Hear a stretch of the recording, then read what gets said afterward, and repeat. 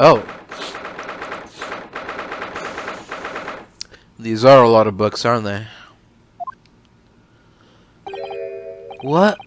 Just look at this place. And smell it. It's so musty in here. I suppose it's the mountains of old books that are responsible for that.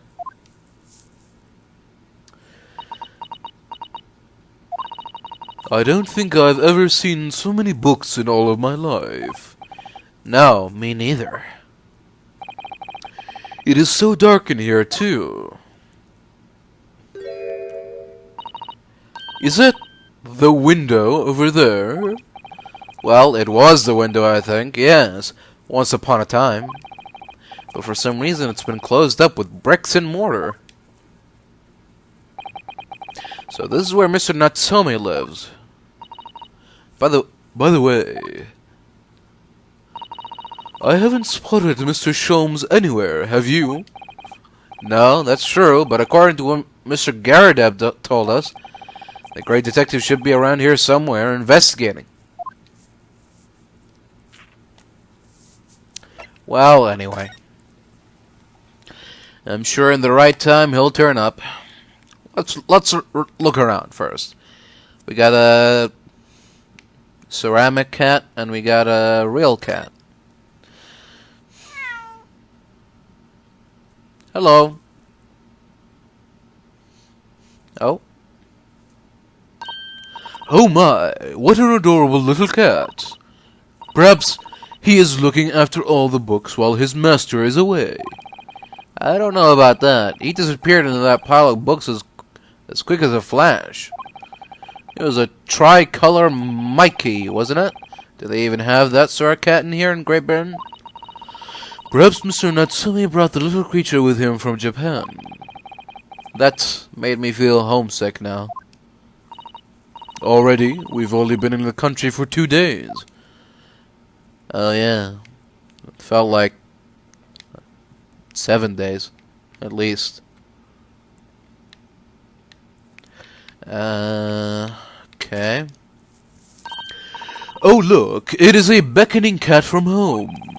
It's a bit big and bulky, isn't it? Surely Mr. Natsume didn't bring that Manakeneko all the way from Japan with him. I hardly think you are in a position to comment, Mr. Naruhodo. Are you forgetting that the enormous Daruma doll that you brought in your luggage? Well, it can't be dangerous traveling abroad. I wanted a lucky charm. Well, I imagine Mr. Natsume wanted the same, and this cat is sure to beckon good luck to him. It's not doing a very good job so far, is it? You mustn't say such things. I didn't say a word. Why are my eyes such a giveaway? Yeah, it's the eyes. Look at all those books stacked up there. They almost reach the ceiling. They are all works of English literature, and they all smell so musty. With this volume of books to hand, you'd never be short of reading material, would you? No, what a dreamy idea. A bad dream, maybe. For me, at least. Mind you, I don't imagine the book that's at the bottom of the pile now will be ever read again. Ah, so reading it is an experience that comes but once in a lifetime, just as the tea ceremony teaches us. I still didn't expect the conversation to turn down the path of tea ceremony philosophy. Okay. Next. Could you even call this a window? I think so. It was a window at one time, after all. Although, all that remains is a frame around some bricks now. So really, it's just a wall then, isn't it? But why would anyone deliberately brick it up like that? I'm afraid I have no idea. Ah! Perhaps Mr. Natsume painted the brick design on in a fit of whimsy. Oh, that's alarmingly feasible. Anyway, whatever the reason, the lack of ventilation here makes the place very oppressive. It does. I imagine being cooped up in a room like this would be extremely trying.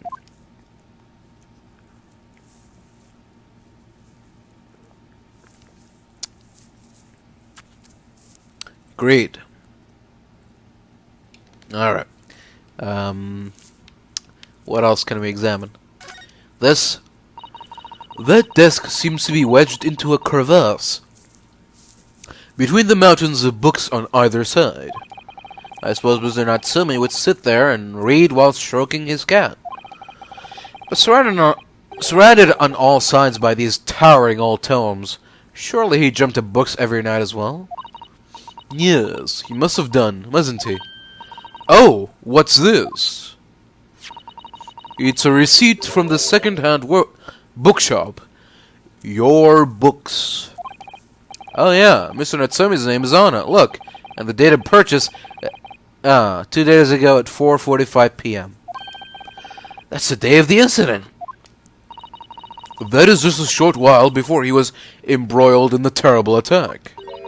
He must have been on his way back from buying some old books. Interesting.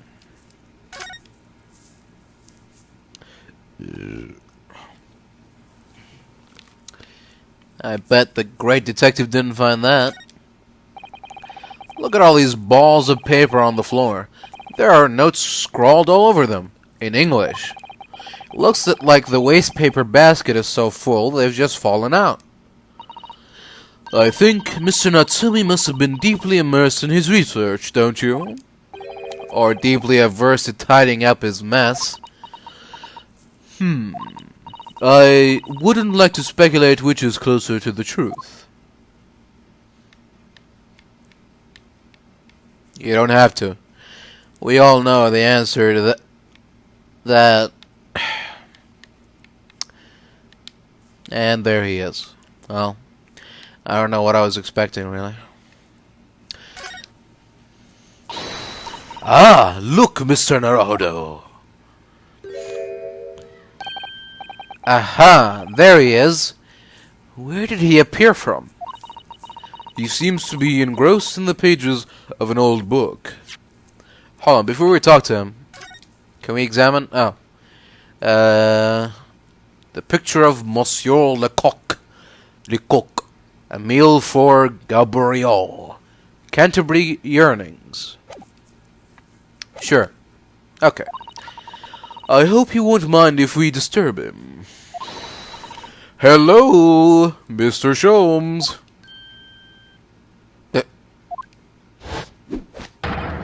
Ah, you two. Good day. Now, let me see. Where was it that we met? Oh, Mr. Sholmes, we were together on the SS Buria. Yes, of course, the Buria. And let me see, what happened on that voyage? It was Kazuma Sogi. He died, tragically, but you were a great help to us. Ah, yes, but of course, the case of Mr. Asogi. It was the one with the snake, wasn't it? Oh. Well, you seem to remember something of it, at least. What an honor to be remembered vaguely by the great Herlock Sholmes. This is Mr. Oh, no, my dear madam, hold your tongue. I pride myself on superior powers of recollection. Your names are safely recorded in my brain attic. Miss Naruhodo. And Mr. Sosato. Try the other way around, Mr. Sholmes. I lose the first round. What?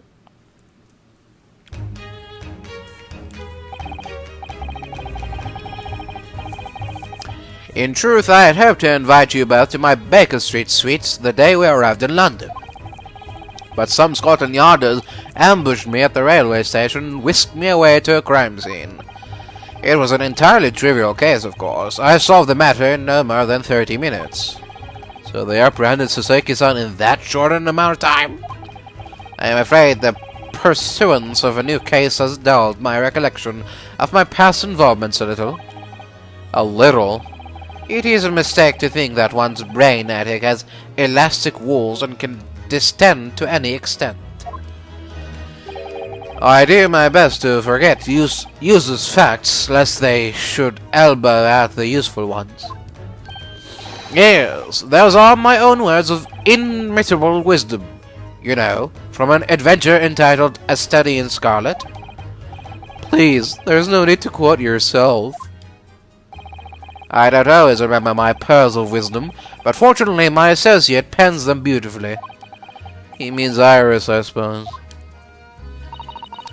Mr. Sholmes, we have some extremely important questions to ask you about the trivial case you just mentioned. Goodness, what an earnest expression! My dear madam, I should be only too pleased, and this murky room is an apt place to discuss the murky case. Okay. First of all, there you go. Mr. Naruhodo, please. Despite aspersions to the contrary, I am a professional. If I am to unleash my detective powers on that trinket, I must ask for a sum of £3 in cash. Oh, I don't need you to make any deductions about it. I was just wondering if you might know... Mr. Naruhodo, as a professional, I insist that if I am to offer my opinion on that trinket, I must ask for a sum of £3 in cash. I believe Mr. Sholmes has his eye on an expensive copy of the complete works of Shakespeare. Yes, to stand on the stage amid rapturous applause. It has been a long dream of mine, as you know. I literally had no idea. Okay. What about this? Ah, the receipt for the books our stooped Japanese friend purchased. I uncovered that yesterday morning. A marvelous find, wouldn't you agree? Oh, yeah, the work of a truly great detective. What a scatterbrained individual he must be to have left it behind. Curiously, there was no mention of this publication on the receipt.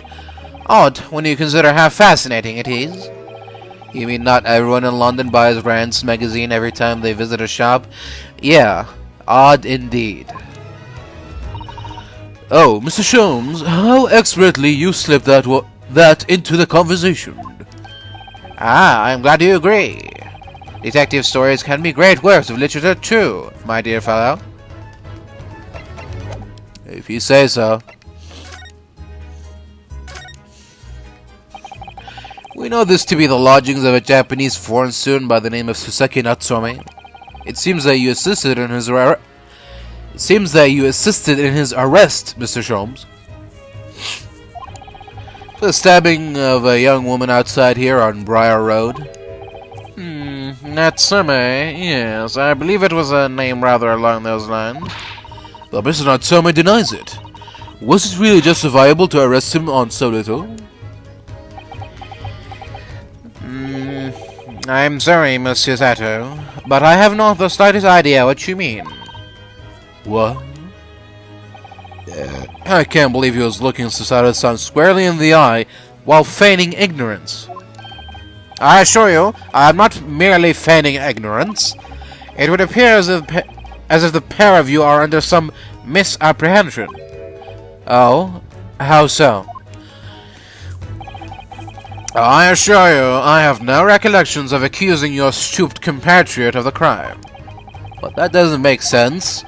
The good detective of Scotland Yard made the following request of me, and I quote verbatim. We need you to ascertain the identity and whereabouts of a man seen fleeing the crime scene. Ah, a man seen fleeing. There were a number of books scattered on the pavement at the scene. From the book plates, I was quickly able to determine the bookshop from which they had been purchased.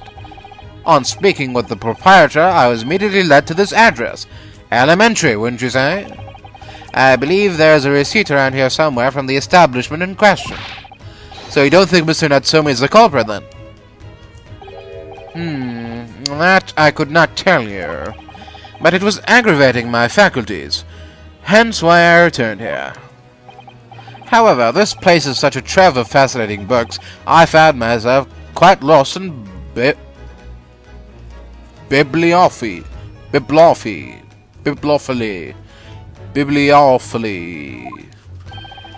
Do not be deceived into believing that I am a man of leisure. No, no, no. Oh dear. Okay. Tell me, have you encountered the landlord of these lodgings? Yes, Mr. Garrideb, a retired military man. It was the first time I've ever met a soldier from the great British institution that is the Services. And it was the first time I've ever met a maid from the great British institution that is... service.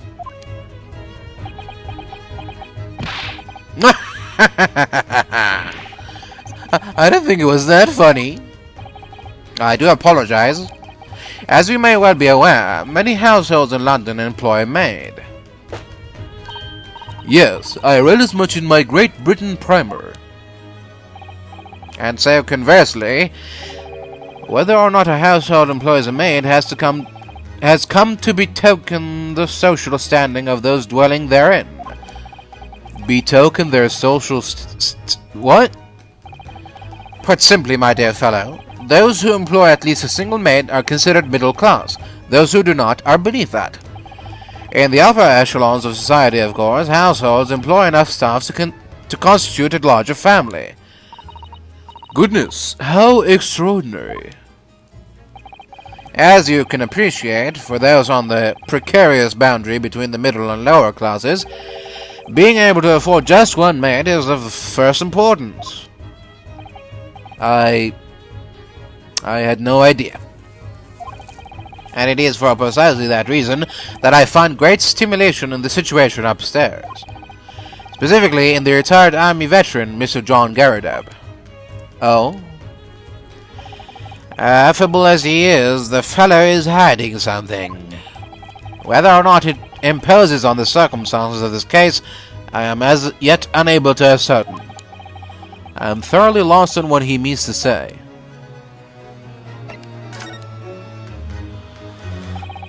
This room is thoroughly suffocating for the soul, my dear fellow. I assure you, any man whose lot is to dwell in a place such as this will stab somebody sooner or later.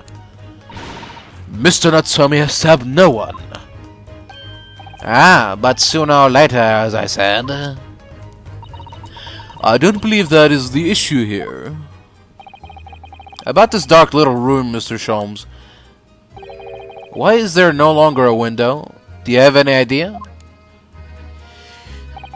No window? Well, I mean, I can clearly see that there's a window of sorts. There's a window frame, but it's completely blocked with bricks. Ah, I see. The answer to that question is quite simple. Window tax. Window... tax? What is that? Surely not a tax on windows. Precisely that. Oh my goodness. Until relatively recently, a tax was levied on households in this country by the number of their windows. Those of lesser means, having inherited a sizable and costly family home perhaps, rapidly closed windows up, while the rich opened windows here, there, and everywhere, in an effort to curry favor with those in power by furnishing them with large sums of tax money. How awful and unjust, forcing people to live in rooms devoid of light. Indeed, disease was rife as a result. So some 40 years ago or thereabouts, the window tax was abolished. But its legacy remains, as you can see. It's in squalid lodgings, such as these, for example. I suppose Mr. Natsume's stipend for living here in London isn't very generous, perhaps. It would appear so. I've done a little digging, and discovered that these lodgings were offered at an extraordinarily low price. Because the room is so awful, I should think. Apparently Mr. Natsume only moved in here about 1 week ago. Yes, that is correct. However, I don't believe the low rent is explained by the shabby nature of the accommodation. Oh? Still, that is of little relevance here, a matter not worthy of further attention. Are you sure about that? You've got me curious now.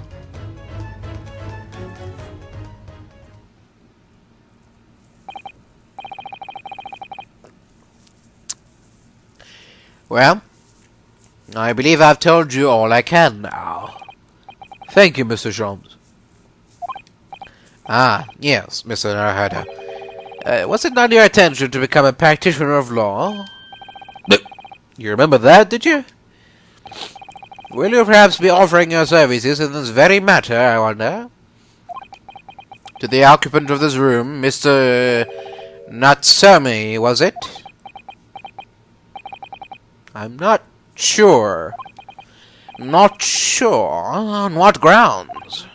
Well, I actually defended someone in court here only yesterday. Really? Well then, I congratulate you, sir, on an ambition realized, and so promptly, too. The thing is, it's really made me question things. Am I right to believe in my clients? To trust in their innocence? Yes. Trust. Mr. Sholmes? Mr. Natsume didn't do it, did he? My dear fellow, I haven't the first idea. Oh, but I thought that's why you were here. Didn't you come back to investigate? Ah, yes, that was indeed my initial intention. But there are simply too many fascinating books here. I couldn't possibly ignore them. Oh, I see. Nevertheless, there are two facts that I can state quite unequivocally. The man who fled the scene of the crime 2 days ago was the Japanese occupant of this room, and there are witnesses who swear to having seen the same man commit the crime. That is all I can say. And one more thing. Oh, what is it, Mr. Sholmes? Tell us. I cannot say with any certainty whether or not it is of relevance to this case, but I'm quite sure that the retired army man who owns this property is hiding something. Mr. Garrideb is... Mr. Sholmes said as much before, actually, didn't he? Anyway, at present, that is really all that plays on my mind in relation to this case. Mr. Naruhodo, as yet our investigations have uncovered nothing that could help establish Mr. Natsume's innocence. No, you're right. Perhaps it's time we probed a little deeper into Mr. Garrideb's secret. Just remember, I cannot be sure whether the landlord's secret will prove to be of relevance or not. But I wish you every success, of course, Mr. Naruhodo. A busy man indeed. He's gone back to his book in the corner of the room.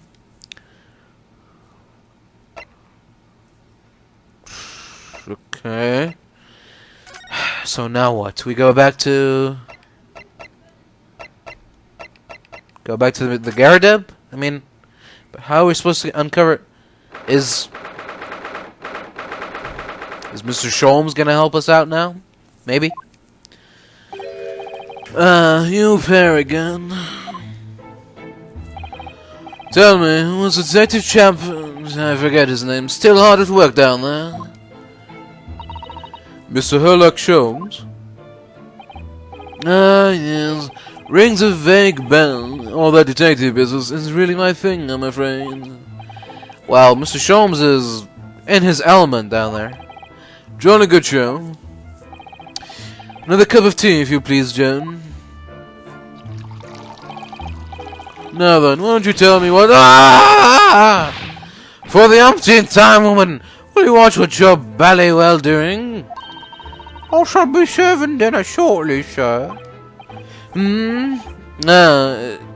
Yes, of course. Frightfully rude of me, but I'm afraid I shall have to ask you to take your leave if you'd be so kind. Oh, yes, of course.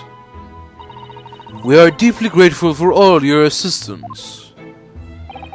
Not at all, not at all. Don't get much chance to talk with young foreigners like yourselves. It's been a pleasure. Best of luck and all that. Perhaps you could see yourselves out. According to Mr. Sholmes, Mr. Garrideb is hiding something. Since no other avenues of investigation seem open to us at the moment, perhaps we should do some digging.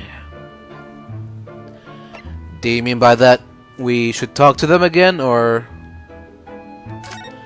maybe go back to the inspector? Okay.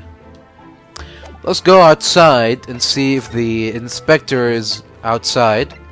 Briar Road. See what's going on there. No, there's no update, so that's wrong. The Lord Chief Justice? No. Prison? No. Go back here. We should spend a little more time investigating here. Okay. Is there something new we can find here? The candle on the floor? We already, we can't really examine it, can we? We tried. The uniform. Oh, these things. Are those mortar shells? They're enormous. Ah, I hadn't noticed. What are they doing here? Those old things. A couple of rounds I accidentally fired into the barracks during training, you know. Became a bit of a colorful regiment Folker in that instance. You mean you deliberately hunted out the spent shells? Well, I wouldn't say deliberately exactly. They're only scrap iron after all. Usually just thrown away, I believe. But you never know when things might come in useful, too. Useful for what exactly?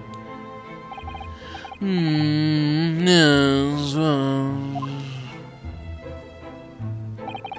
Joan here did manage to knock one of the bally things on my foot the other day while she was dusting. Oh no! Hadn't shed a tear since 1869 before then, you know. Maybe reconsider throwing them away? Okay, that's interesting. The pictures, the lion statue, the fireplace, the cannon, the plates, things here, things up there. Examine the window. Oh, for fuck. Ah, what's he doing over there? Mr. Sholmes? Naha! We meet again, my dear fellows. Good gracious, when did you sneak in here? Sherlock Sholmes, sir, at your service. What the hell are you doing over by the window? I'm given to watching the evening sky as the sun sets, madam. Yet sadly, cheerful as the room downstairs undoubtedly is, it lacks an aperture for such observation. So I took the liberty of borrowing a small corner of space by the window up here. Well, keeping an eye at one's window at dusk is the prudent thing to do in London, I'm gathering. Ah, and one other thing, Mr. Naruhodo. Oh? Me? I thought perhaps you might be in need of a certain great detective's great mind. Wait, he's not talking about... Is he? I didn't expect to be going through with that again soon. So soon. Do you mean, Mr. Sholmes? There is a mighty secret in this modest room. My eyes see even the most trivial of trifles. I take it you're prepared, Mr. Naruhodo? I think so. There is just time enough for one of my greatly admired great deductions. Let us conclude the matter before dark. Alright. Looking forward to it. Mr. Garrideb, though it would seem you are a military man of considerably distinguished service, your standing as a landlord is most certainly not what one might call first-rate. I'm afraid, sir, that it is all too clear to me. There are two conclusions I have been able to draw by careful observation of your living arrangements. I beg your pardon? The first is that even as we speak, you are concealing the presence of a ferocious beast in your care. Eh? And the second is that as a result of the beast's violent rampage, you have lost something very dear to you. Mr. Naruhodo, look! The old man's broken out in a cold sweat. Unbelievably, it seems Mr. Sholmes' conclusions are both spot on. How could you possibly... How could I possibly know, you mean to inquire? The answer couldn't be simpler, sir. For in the dense jungle of logic and reasoning, I am the king of beasts. And I know only too well that wild beasts are not easily tamed. So, shall we begin? Once again, Sherlock Holmes is proud to present his logic and reasoning spectacular. Alright, here we go.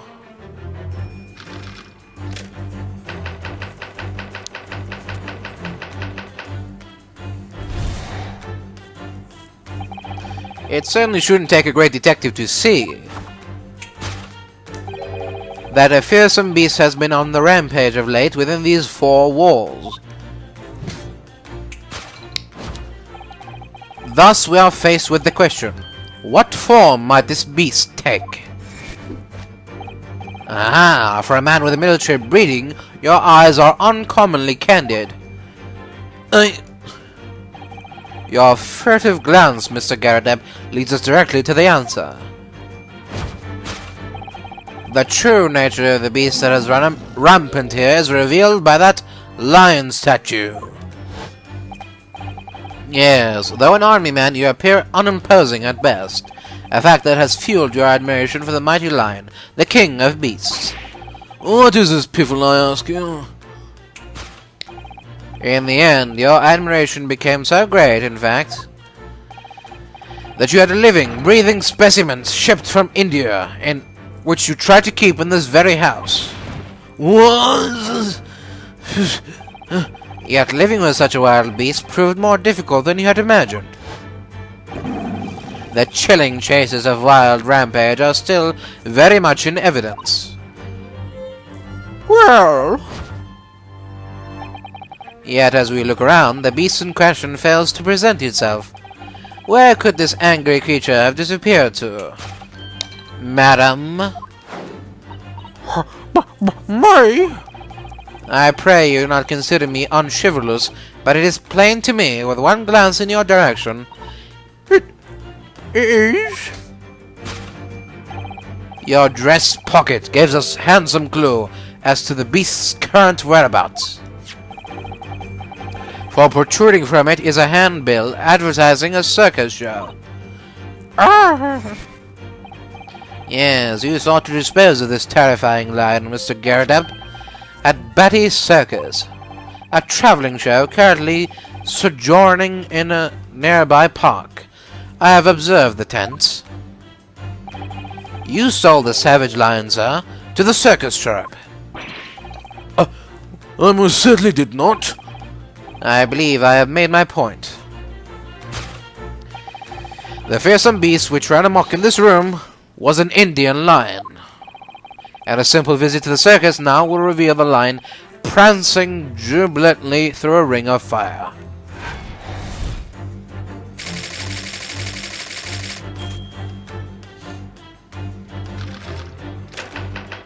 Topic 2. Aftermath. Now, Mr. Garrideb, it is plainly clear that you still have deep feelings for this formidable beast. Indeed, in that blithe pose, the distress this loss has caused you is veritably tangible. Your head weighs heavy on your shoulders, the pain you feel being revealed by that supporting arm. Amid fits of tears, you let your beloved beast go. The strain of losing something so dear to you is clearly visible in your visage. Nonsense, man. I simply... But what we must now ask ourselves is the true cause of this pain.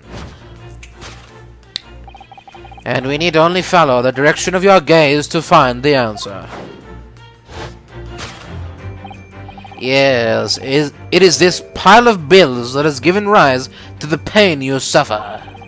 Every envelope contains another demand for payment. For cartloads of meat, potatoes, wheat, and tea.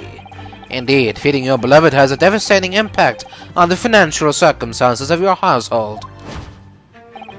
And so you had no choice but to let it go. Yes, Now, in a final fit of rage, the ferocious beast carried out one last unimaginable attack. Unimaginable? The aftermath of which can clearly be seen by observing their carpet over there. A very expensive woolen carpet, if I'm not mistaken. Oh, dearie me. What could have caused such a destructive outburst? This time, madam, I'm afraid it is you who has inadvertently revealed the truth to me. Your wandering eye has settled upon the answer very neatly indeed. Yes, to explain the dire state of the carpet, we need only look at the Tower of Cakes. Brr.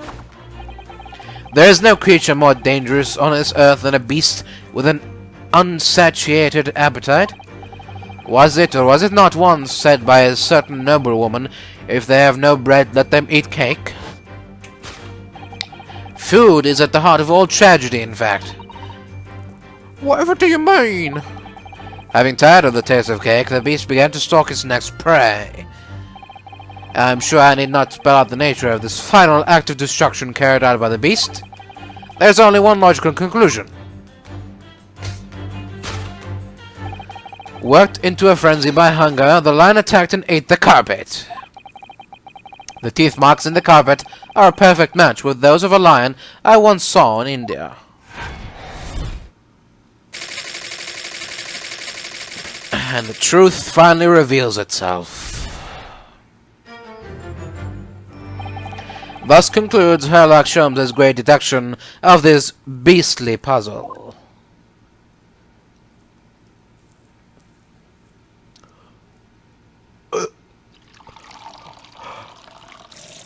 Ah! What is the matter with you, Joan? You're pouring scalding hot tea all over me. Oh, I'm sorry, Mr. Garrideb. I'm afraid I didn't notice. My deduction can be startlingly sharp. It stands to reason that your cup runneth over. Indeed, my revelations can make people spill tears at times, too. Oh. Mr. Sholmes, sorry to butt in again, but could I make an observation? Why, certainly, Mr. Naruhodo. What is it? Again. Well, your deductions just now... Do you really think a lion could have fit inside a room of this size? Indeed, it is the only explanation for the fact. The terrifying truth all too often lies beyond the realms of common sense. Wouldn't it be an idea to consider what lies inside the realms of common sense as well? But if an uncaged lion had run amok in this very room, surely Mr. Garrideb and his maid would have been hurt, or worse. Ah, that is where you are stuck. No doubt the former military man held his own against the beast using that large cannon. I thought you said that they sold the lion to the circus. And what about the food? Meat and potatoes are one thing. But I don't believe I have ever heard of a lion that drinks tea. Ah, my dear Mr. Sato, it occurs to me with some regularity that irrespective of race and breeding, whenever anyone lands on great British soil, they are infused with a highly appropriate taste for afternoon tea. Oh, what a glorious notion. Well then, Mr. Naruhodo, it is your turn to shine again. I had a feeling that was coming. A slight massage, that's all Mr. Sholmes' deductions need. You can do it. Excellent. I've been waiting for my trusty partner in deduction to step forward, Mr. Naruhodo. We don't even know yet whether or not this is gonna help with Mr. Natsume's case. Still, uncovering the truth is always worthwhile, whatever the motivation. At least, that's what I want to believe. Let us start again. From the beginning. Of Sherlock Holmes' logic and reasoning spectacular. Sure, here we go. Hold him, Mr. Sholmes.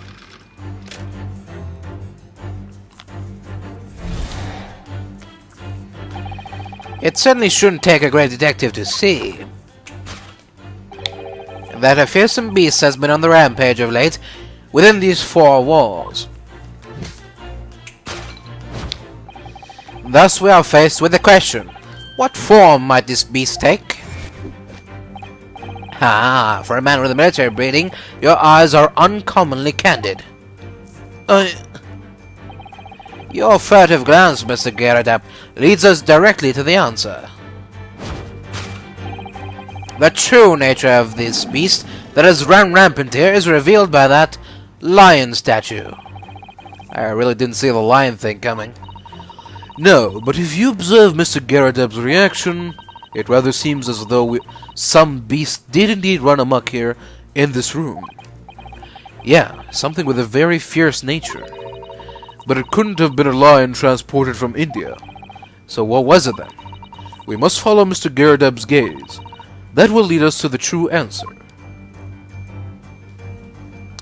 Okay, it's now the lion statue, so what really caused the damage? Was it this shell? Maybe? These are shells for the cannon, are they?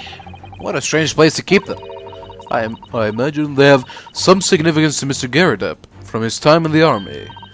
Ah, of course, he mentioned a battle to us before, didn't he?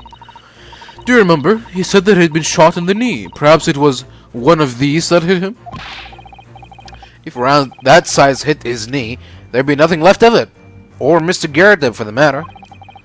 Mr. Sholmes has a Persian slipper. And this man has spent shells. Perhaps it's customary in Britain to display, well, rubbish on the mantelpiece.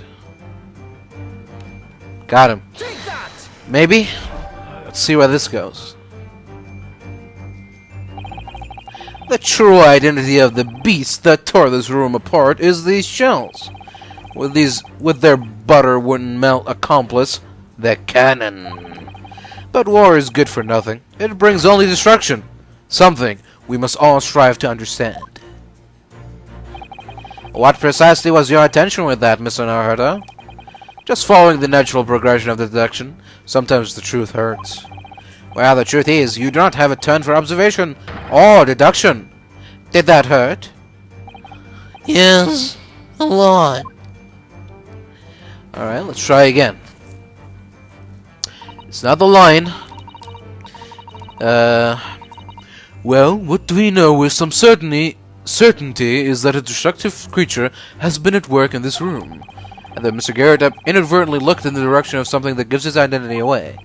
Yes, if you investigate thoroughly enough, we ought to find the answer. What did Mr. Garrideb turn to look at? It's here somewhere. We simply need to find it. Oh. What's this now? Hey. What's this photograph? It appears to be from Mr. Garrideb's wedding. He looks very happy, doesn't he? He does, but He can't make out his bride. No, how unfortunate. Something must have struck the glass directly over the woman's face. I don't like where this is going. I wonder what happened. Probably best not to delve too deeply there. There we go. Aha. The true nature of the beast that has run rampant here is revealed by that newly-wed bride. Precisely, Mr. Naruhodo. No other explanation could possibly fit. Yes, this framed print pictures your wife, Mr. Garrideb. And while we lament the fact that her face is obscured, we can still make out her mighty arms and note the considerable horsepower they must contain.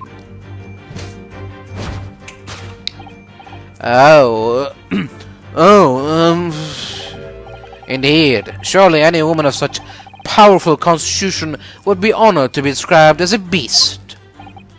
Honored might be stretching a point.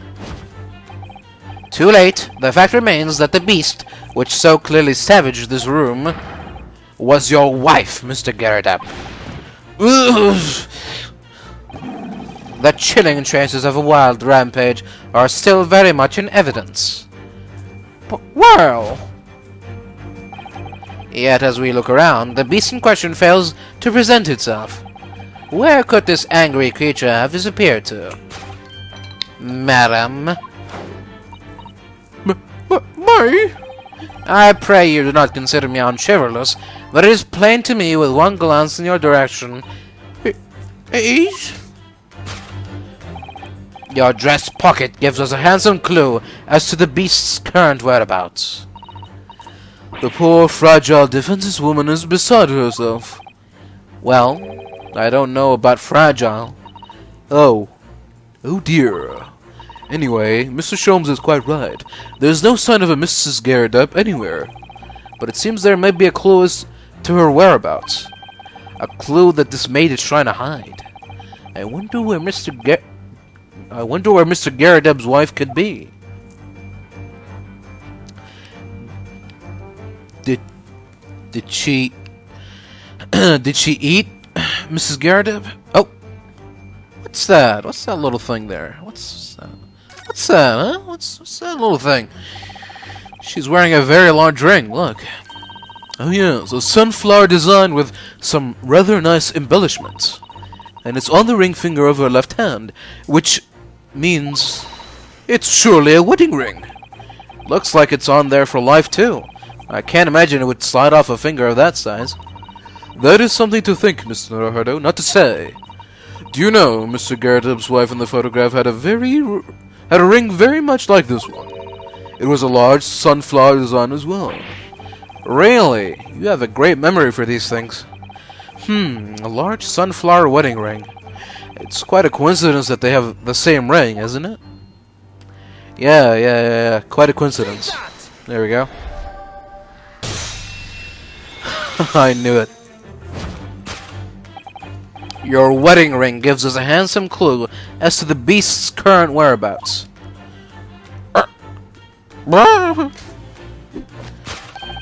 Indeed it does.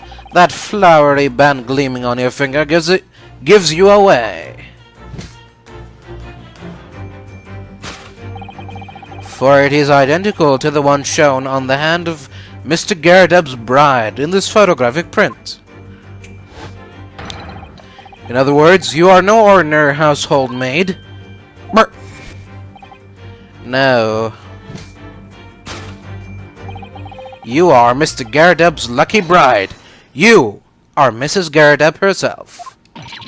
Oh my word!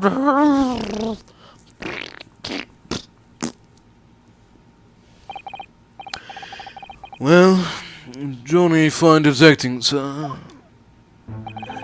As you rightly surmised, this is the wife, yes. My Joan. Rather let herself go, you might say, but she was a bally It would appear that you don't live in the most comfortable of circumstances. After all, you are a retired army man, yet you are in the business of renting out rooms. I would assume, therefore, you have insufficient means to employ a maid. Would that be correct? It's not right, I tell you. I'm a second lieutenant of the 3rd Regiment. A man has his pride, don't you know?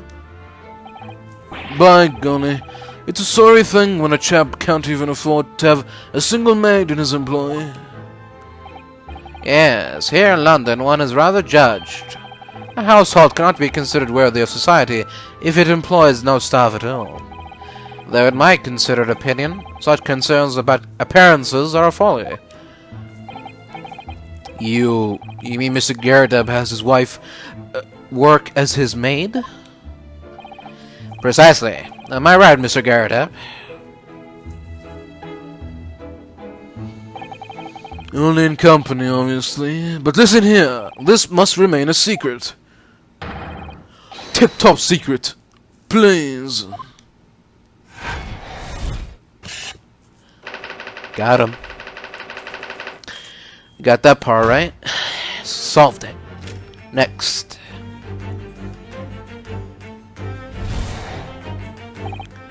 Now, Mr. Garrideb,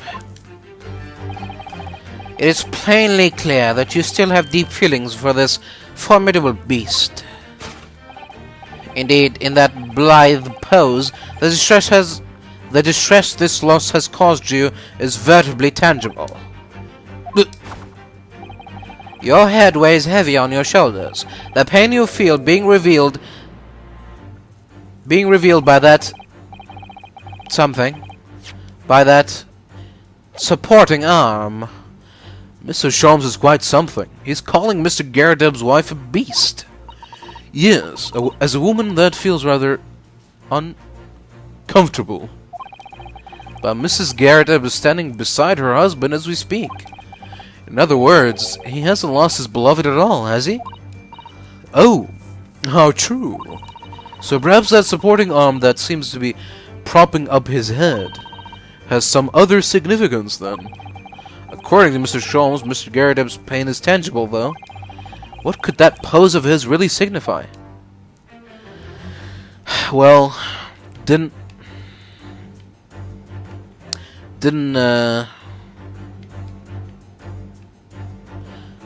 I don't know how to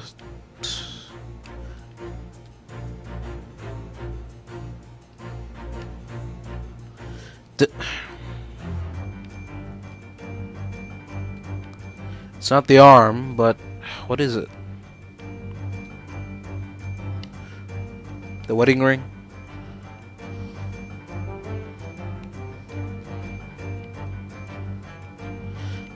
Oh, yeah. Oh my, look at that bright red mark.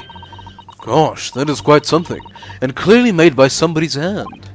Yeah, Mr. Garrideb has been slapped on the face, it seems. Hard. I have never seen such a clearly defined mark. Whoever could have done such a thing? Well, there is a very limited number of candidates, I'd say. Okay.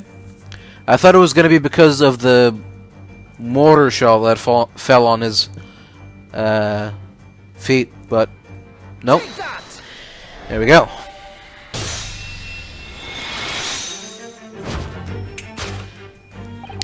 Your head weighs heavy on your shoulders. The pain you feel being revealed by that slapped cheek. And of course, the deliverer of that impressive mark on your cheek that refuses to fade was you, Madame Joan Garrideb. Oh, yes. You have been desperate to hide the slap mark on your cheek, sir. Ugh.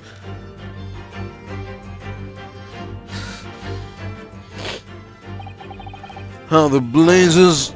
How did you work that out, ma'am? Nothing escapes the notice of one trained in the art of observation, my dear fellow.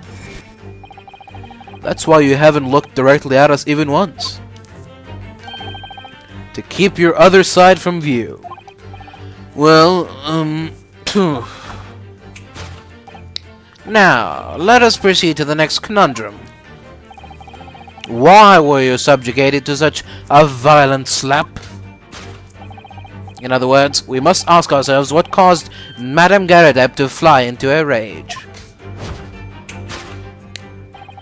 And we need only follow the direction of your gaze to find the answer. Yes, it is this pile of bills that has given rise to the pain you suffer. Didn't Mr. Sholmes say that the bills were all for lion fodder? Yes, but now we've established that the lion never existed. Which can only mean that the thing responsible for gobbling up all that food was Mr. Garrideb's wife. Mr. Naruhodo! She is a person, not a thing. Yeah, well, she's also a person who gave her husband a mighty slap round the face. One so hard that it left a perfect hand mark, in fact. Yes, why would a woman want to hit her husband with such force, I wonder? I'd love to know the answer to that question. Something in here, maybe? Oh, someone must be reading this book at the moment. There's a bookmarker in here, look. Mr. Garrideb is clearly an avid reader. Oh, wait a minute. I don't think this is a bookmark. Oh no, so it isn't. It is a note, written in a woman's hand. Oh, James, I love you. Yours, Mary. And look next to the signature here. Lip marks! Made with lipstick. Oh, lip marks. Made with lipstick. Oh, what a passionate and romantic gesture. Don't get any ideas, Susato-san. Oh dear, I'm sorry. So this bookmark is actually a love note, then. I wonder if that's the reason this all commotion happened.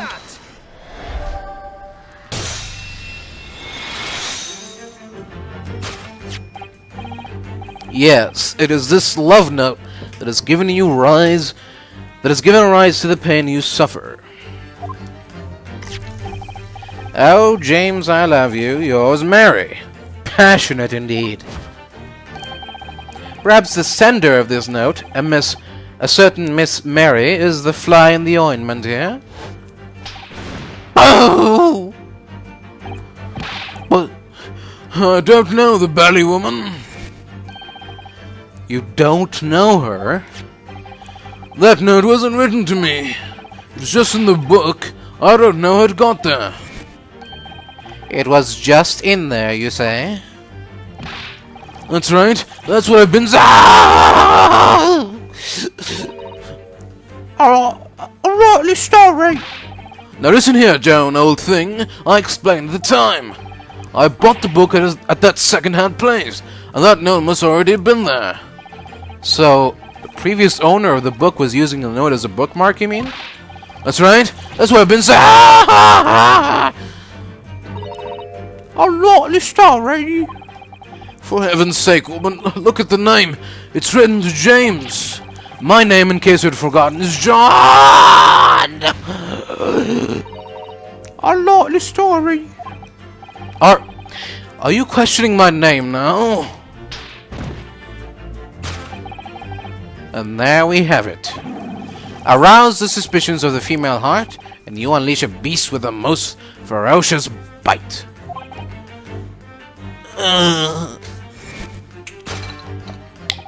Now, in a final fit of rage, the ferocious beast carried out one last unimaginable attack. Unimaginable? The aftermath of which can be clearly seen by observing the carpet over there. A very expensive woolen carpet, if I'm not mistaken. Oh dearie me. What could have caused such a destructive outburst? This time, madam, I'm afraid it is you who has inadvertently revealed the truth to me. Your wandering eye has settled upon the answer very neatly indeed. Yes, to explain the dire state of the carpet, we need only look at the Tower of Cakes. But surely Mrs. Garrideb eat the carpet? No, of course not. Well, but there doesn't seem to be any doubt that the state of disarray in this room, that this room is in, is a result of her wild temper. No, that is true. So, this is the last part of Mrs. Sholmes' deduction that we need to fix. We need only to follow Mrs. Garrideb's gaze, and that will tell us the real answer. Alright, let's see what we can see. Yes. Yeah, this one is very obvious. This looks like a very old candlestick, doesn't it? The base looks too small. Surely it's very unstable. Looks to me like even the slightest knock would make it topple over. Oh dear, that would be dangerous. Wait, take a closer look at this. There's one candle missing. Yes, I didn't notice that before. Why is that, I wonder? Why is one candle of the three missing from its holder? Interesting, interesting. Take that! I have no idea.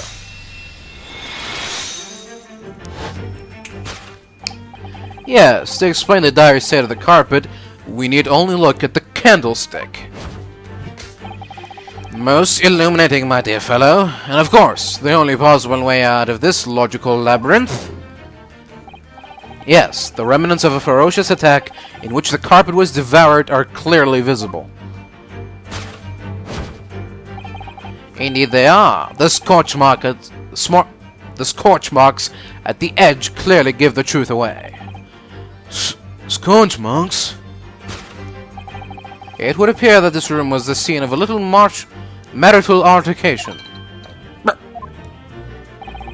Mrs. Garrideb's mighty arm muscles left an impression not only on her husband's face,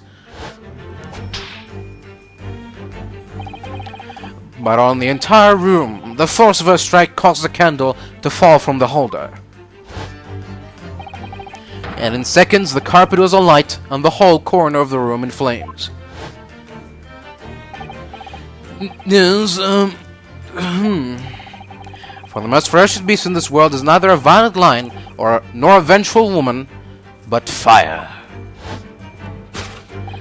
And in this room, the ferocious beast bared its claws and ran amok. Eloquently put, my dear fellow. So you see, there's only but one conclusion here.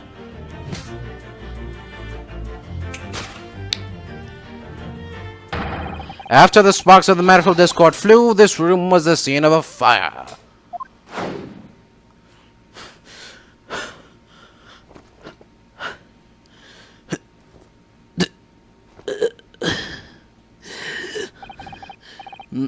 Mr. Sholmes, sir, I salute you.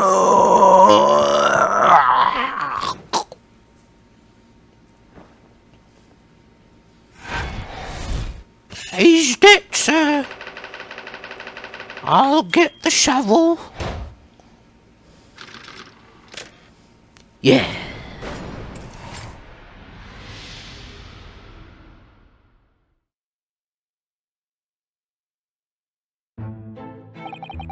It's these dashed long winter nights, you know. Nothing to do but read in front of the fire. Luckily, there's a jolly good second-hand bookshop just around the corner. Buy all my old novels there. And in the pages of one particular novel, you discovered some rather illicit material. For which your wife admonished you harshly, it seems. Don't know about admonished. Demolished might be rather closer to the mark. And beast is most certainly an apt to... Here we go again. And the carpet? Was that destroyed by fire when a candle fell on the floor? Fred say it was. Happened in the blink of an eye, you know. The whole place filled with smoke. Couldn't see a bally thing. I was caught between the old Styx range and the raging flames. You paint a torrid picture, sir. One that would have been most entertaining. That's sympathy for you. Didn't take long for the fire to spread, of course. The barley furniture started going up as well. We've had to hide the mess behind that screen for the time being. Over here, Mr. Garrideb. Sorry about that. Let's continue. Well, you have nothing more to hide now. If you'll allow me. Oh, let's see what happened. Oh, it's not that bad. I wrote my favorite old novel in that case. But as soon as the fire got hold of them, that was it. Whoosh! Up in smoke. Gosh. Then the wife started hurling things at me. What a terrible sight it must have been. There was I, back up against the window, under heavy enemy fire. Incendiary books incoming 10 to the dozen. Worst of it is, I lost my favorite, a book called The Lion's Pride. The Lion's Pride? Ah yes, your notorious love of big cats coming through again. I assure you the title didn't influence my choice in the slightest. So the poor man really did lose something dear to him as a result of that ferocious beast's rampage. Mr. Sholmes' deductions turned out to be correct once again. It can only be described as a great British wonder. I tell you, it was a total carnage. Flames everywhere, and the old stick in full fettle. Out of interest, what time of day was that? Not sure I can remember. It was 2 days ago now. Let's see. Around 5 o'clock, I think. So at exactly the same time as the terrifying incident was unfolding outside your window on the street below. Even more terrifying on the inside, I can assure you. The whole of Blighty could have been flattened outside my window at that moment, and I wouldn't have noticed a dashed thing. Oh, really?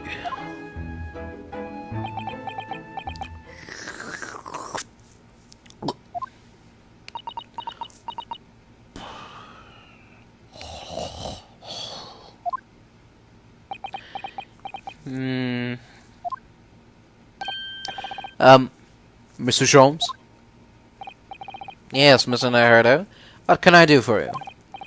Well, I think we've got to the bottom of Mr. Garrideb's situation now. But what does it have to do with Mr. Natsume's circumstances? I can't help you there, I'm afraid. What? My dear fellow, if you recall, I did say as much from the outset. I warned you that although I knew the retired army man to be hiding something, I could not be sure whether his secret would prove to be of relevance or not. I just knew you were gonna say that. Now, Mr. Naruhodo, you mustn't lose heart. Bear in mind that all things fall into one of only 2 categories, those relevant to the case and those not. That makes no sense to me. Well, no matter.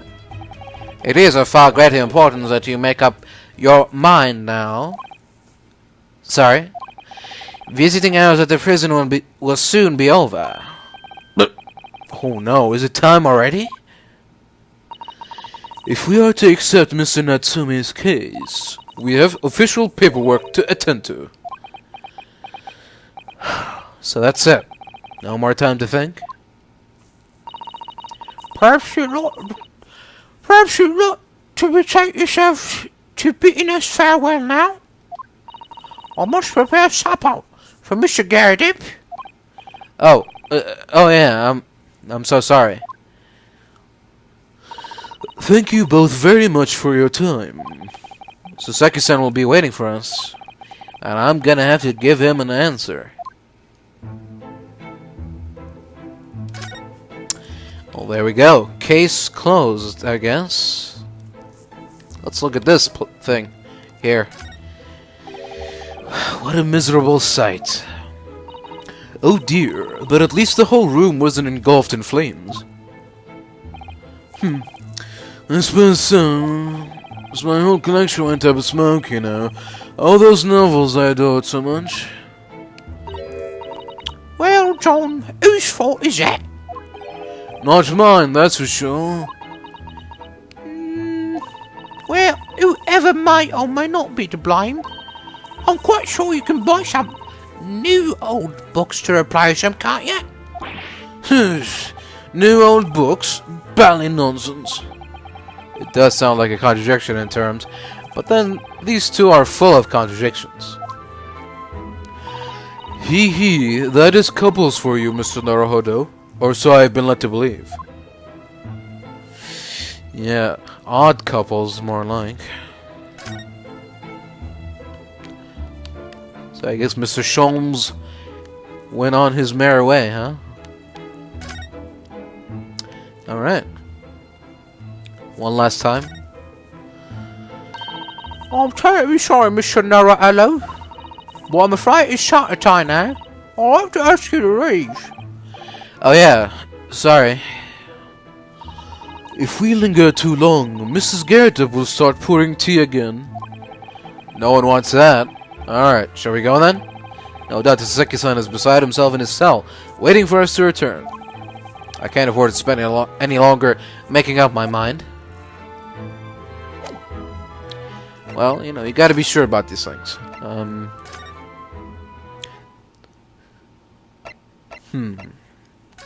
The cat still nowhere to be seen. I guess we're really done. Going back to prison. I guess. Wait, that's not prison. Alright, fine. Briar Road first. It is time, Mr. Naruhodo. We must hurry back to the prison. Yeah, I know. Let's hail a car. Oh. What is the matter? It looks like something's going on over there in front of the Garrideb's office. In front of the Garrideb's house.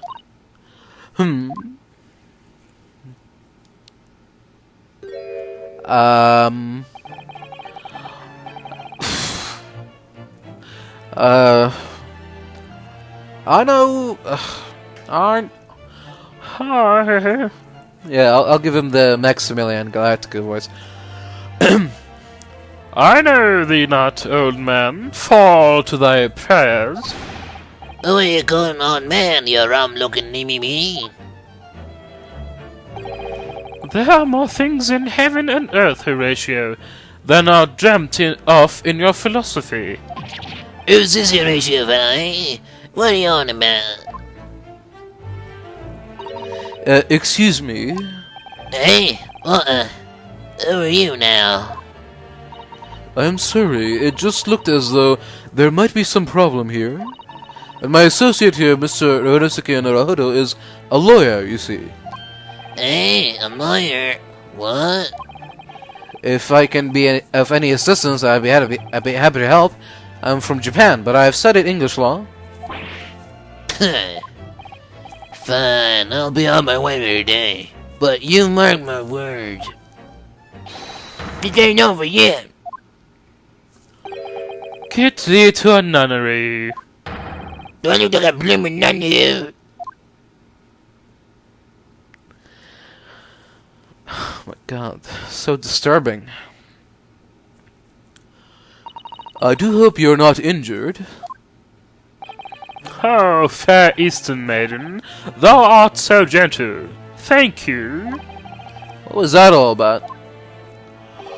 There are more things in heaven and earth, Horatio, than are dreamt of in your philosophy. I'm not Horatio. Forgive the inquiry, sir, but are you a lodger here? In the Garrideb residence? Oh, fair Eastern maiden, thou art so right. Yes, I do dwell in this humble abode. Mr. Garrideb mentioned that he had another lodger, didn't he? This must be the man. Do you happen to know the other lodger who lives on the first floor? Ah, yes, a gentleman named Natsume. Oh, more worthy a polemist in my battle of words. Ne'er could there be. Sorry? Battle, did you say? Who is the strongest, Hamlet or Macbeth? Mr. Natsumi and I sparred long into the night. I see.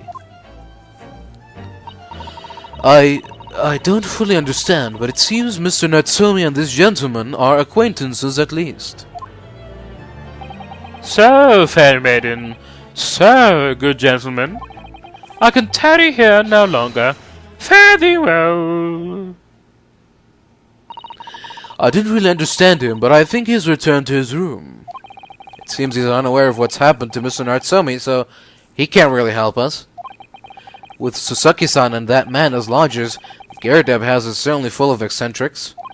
Anyway, I'll go and find a carriage. Yes, I am sure Mr. Natsumi is eagerly awaiting our return. Let's hope we can get to the prison before visiting hours are over.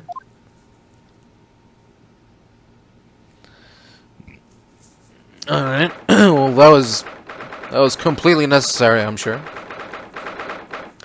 I'm sure that won't be the last we see of those two. What was his voice again? Oh, like...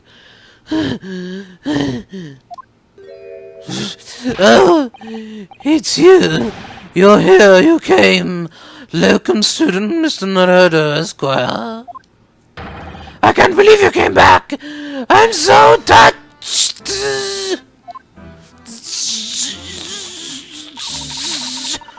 We are so sorry to have kept you waiting, Mr. Natsumi. Oh, no, think nothing of it. Relax. If I were a cat, I would purr with pleasure at the company of such fine compatriots. Noble, nurturing, never failing Nipponese. Oh, now, let's not get carried away. Let me guess. Oh, I quite agree. There's nothing more assuring than the familiarity of one's native land. On the other hand... Oh. It is through friendship transcending international borders that one truly appreciates the fact. Such is my belief, at least. It's you! The miserable Roman spy, Herr Sholmes! Mr. Sholmes, what are you doing here? I have no intention of doing anything per se, save observing, of course. Whatever do you mean, Mr. Sholmes? Well, having encountered some curious reading material in that gloomful room, and having unmasked the secret identity of that eccentric pair, I decided I should drop in on my way home to see how our divested friend is faring. Gloomful room? At least your combination here offers a window, my dear fellow. In that sense, it is the superior option. Anyway, I must commend you on your taste in books. My day has been a delight, and cost me not a penny. How dare you, Herlock Sholmes?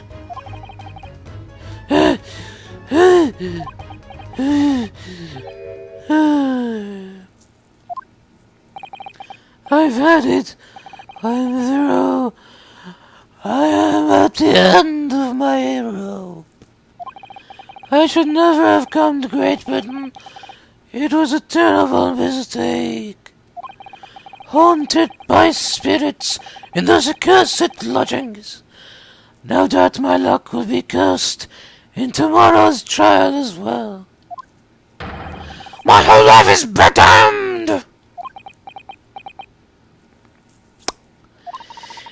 What are you thinking, Mr. Naruhodo? He mentioned that once before, didn't he? That his lodgings were cursed, I mean? And there is much truth in Mr. Mustache's words. What? Cursed is a wholly appropriate description, I would say, for the man's lodgings, and indeed for tomorrow's trial. What's that supposed to mean?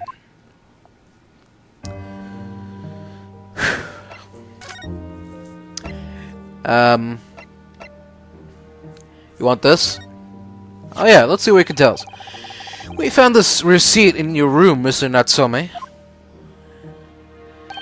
That's right, I went out to buy some new old books. Isn't that a contradiction in terms? And it was on your way back to your room that you saw the woman being stabbed? She's dead, I thought to myself. She's dead! My mind went completely blank. Before I knew it, I was back in my room, trembling like a leaf. The bookworm hoping to worm his way out of a bad situation? Mr. Naruhodo, please do be careful not to think such disparaging thoughts. How could you possibly know?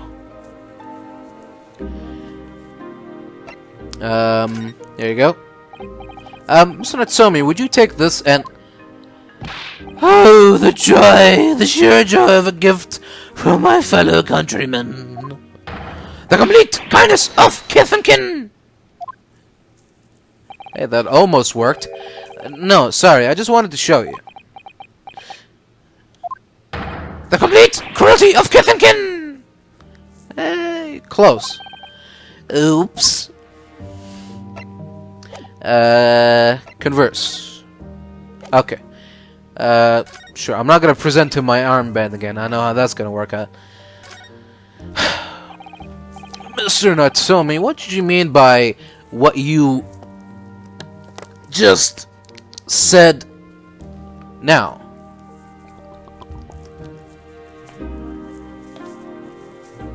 Excuse me. About the trial tomorrow being cursed? Oh no, why are you looking so grave? You're making me nervous. I was just getting carried away, that's all. I didn't mean anything by it. Oh, I see. That's really agitated him. You don't mean the trial really is cursed somehow?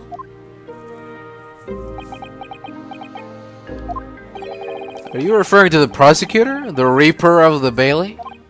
The Reaper? No, what do you mean? Please, tell me, summarize it succinctly in 16 salient words. Succinctly. In 16 salient words.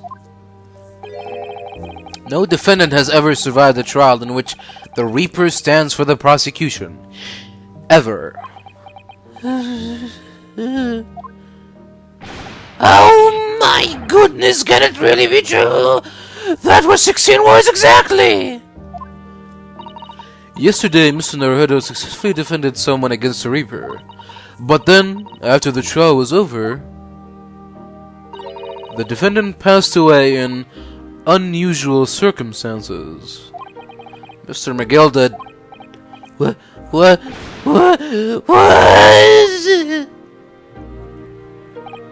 Ah, I am impressed, Mr. Sato. You have an eye for detail. Actually, the Lord Chief Justice told us.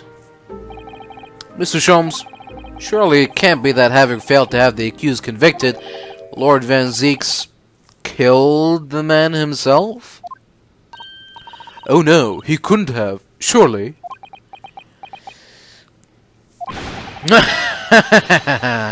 You have some wonderful notions. Sorry? The man isn't a mass murderer, he's a court prosecutor, my dear fellow.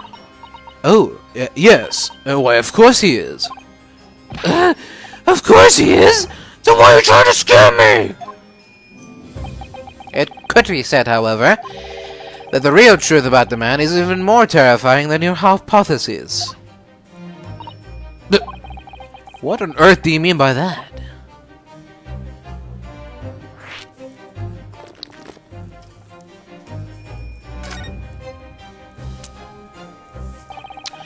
Van Zeeks is a quite exceptional man. However, in London courts of law, exceptional does not equate to winning every case without exception. That's good. Soseki-san looks like he's gonna cry tears of joy.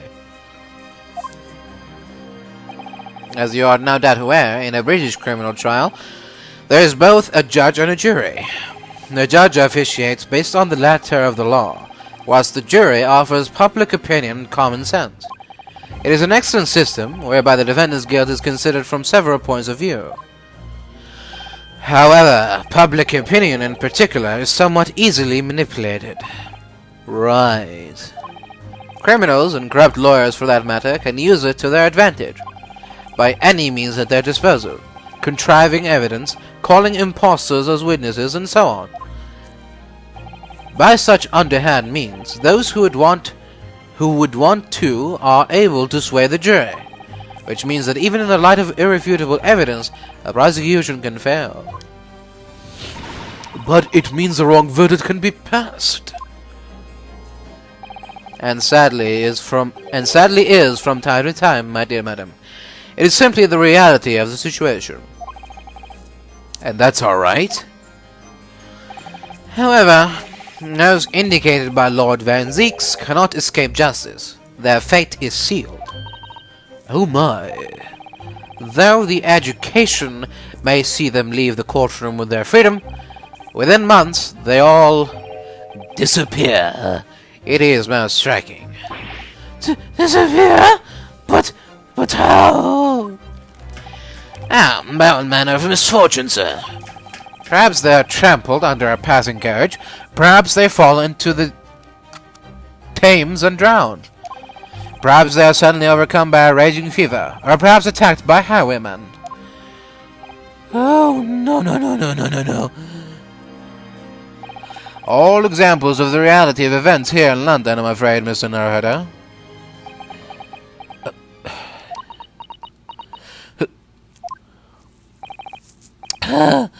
I knew it. I am dead. Done for. Doomed.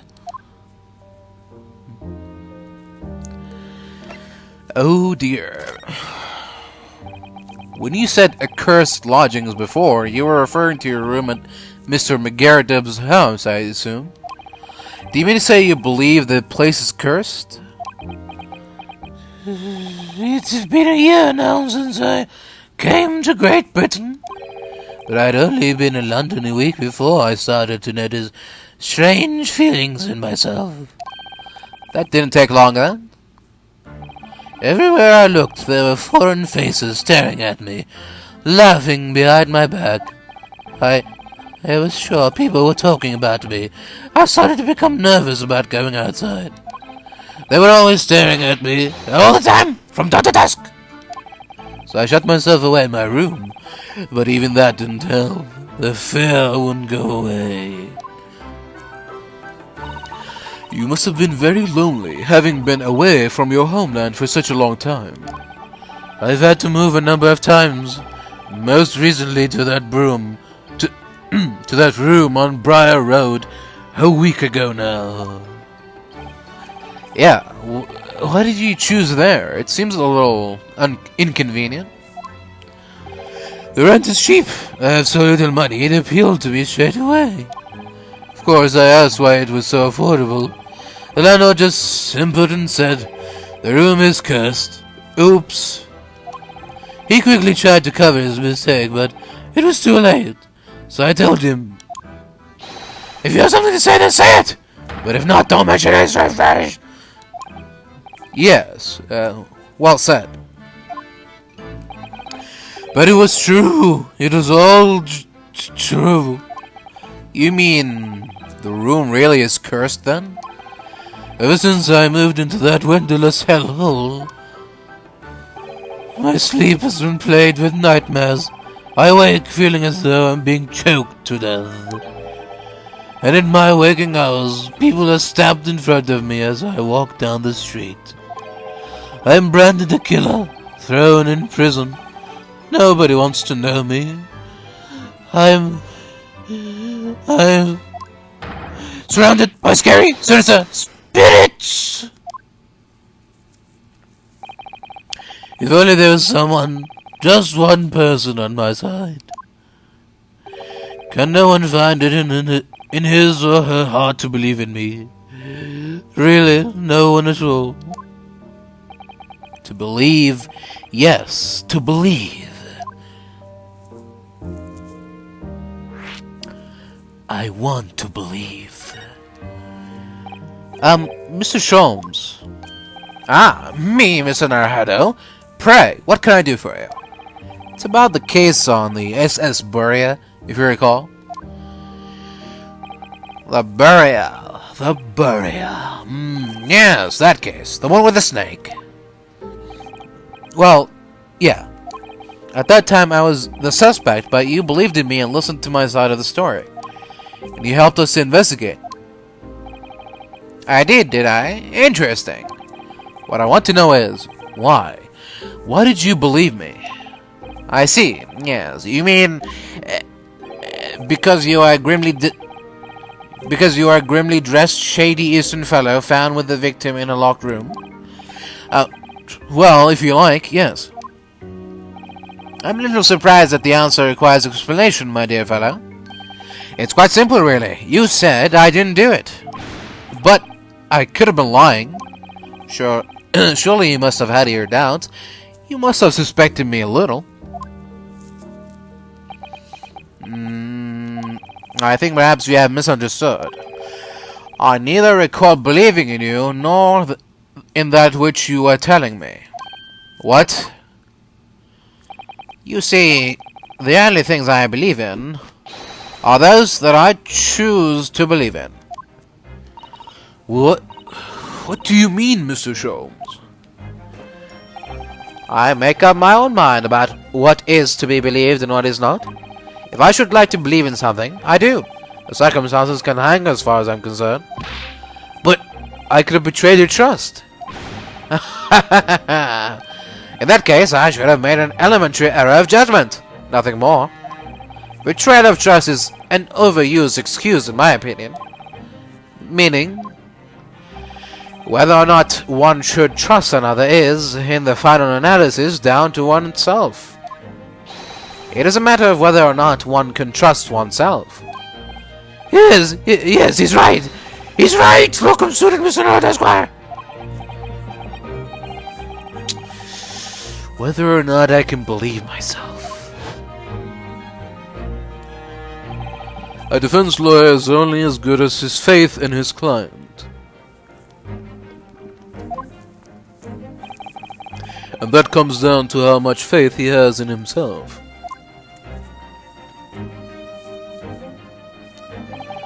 You were so right, Kazuma.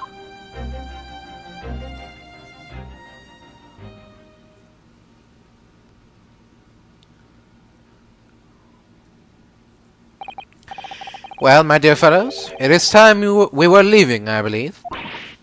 Already? Visiting hours are over. The guard will be here shortly to escort us out. There is a restaurant near here that serves excellent trout. Would you care to join me? Oh dear, there's never enough time, is there?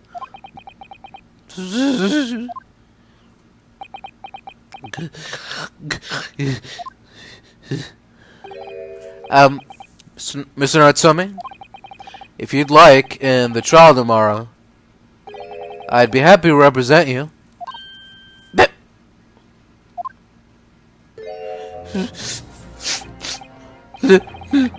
Welcome, student, Mr. Naruhodo, Esquire. As I said, I only experienced a British courtroom for the first time yesterday, and although the man I was representing was found not guilty, I lost sight of something crucial. Something crucial? What to believe in? The defendant, justice, or the truth? How to believe, even. But I think I've finally worked it out. I've decided I must believe in myself above all else, to trust my instincts. Yes, Mr. Naruhodo. And my instincts are telling me that you, Mr. Natsume, are innocent of this crime. And it's imperative that we prove that in court. Welcome, student, Mr. Naruhodo, Esquire. I will fight for your innocence until the bitter end, with every weapon available to me. So I hope you'll permit me to represent you tomorrow.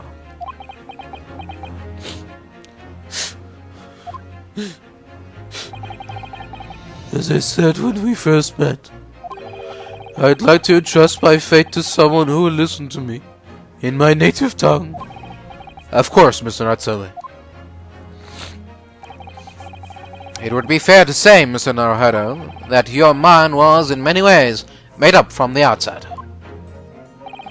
You merely needed the events of today to fully realize it. Yeah, I think you're right about that. It's been a roundabout journey, but I got there in the end.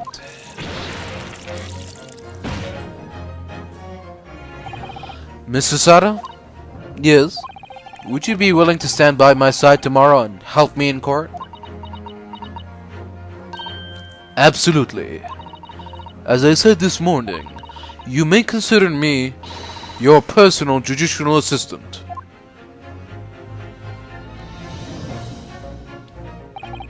The shocking events of yesterday's trial still weigh heavily on my mind. But it's time to stop looking backwards. Kazuma believed in me, and Mr. Sholmes believes in me now too. So it's time. Time that I learn to believe in myself. Soseki-san has no one. He's all alone. So it's my job to help him. To fight his corner. Tomorrow, in the courtroom, with all the strength I can muster.